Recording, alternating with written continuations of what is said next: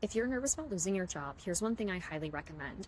A few years ago, I was working for a tech company. We were laying people off every single week.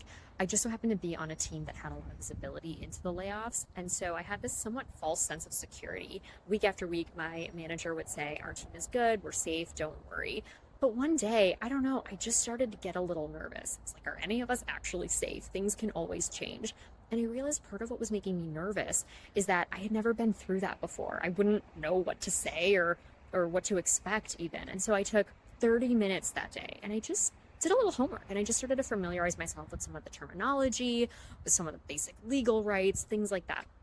And I got out a little index card and I made a list of questions. And I just figured, okay, if I find out I'm getting laid off, these are the questions I would ask. This is what I would want to know right away. And this was back during the pandemic. Everything was over Zoom. And so I set the card on my desk and I was like, okay, I can't control if I'm going to get laid off or not, but at least I'm prepared in that regard.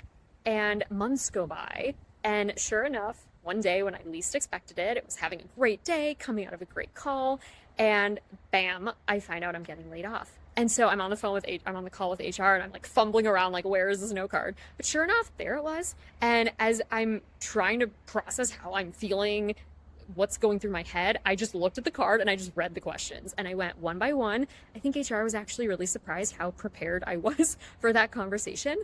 And later I was able to go through my notes and it just gave me, it just helped, it helped me through those few months leading up to it because I didn't have to worry about preparing.